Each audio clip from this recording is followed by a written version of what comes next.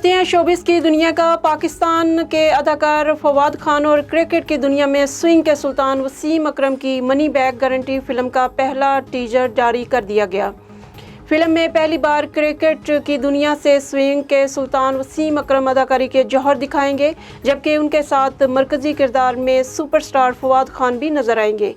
Film کی دیگر cost میں وسیم اکرم کی اہلیہ شنیرا اکرم، میکال ذوالفقار، عائشہ عمر، جاوید شیخ، جان ریمبو، گور رشید، ہنا دلپذیر، مانی، کرن ملک اور علی سفینہ شامل ہیں۔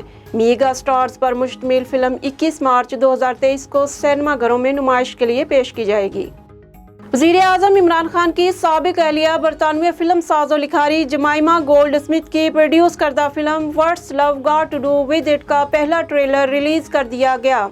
فلم میں پاکستان اور بھارت سے سجل علی اور شبانہ اعظمی جلوہ گر ہوں گی، جبکہ فلم میں مرکزی کرداروں میں للی جیمز اور شہزاد لطیف نظر آئیں گے۔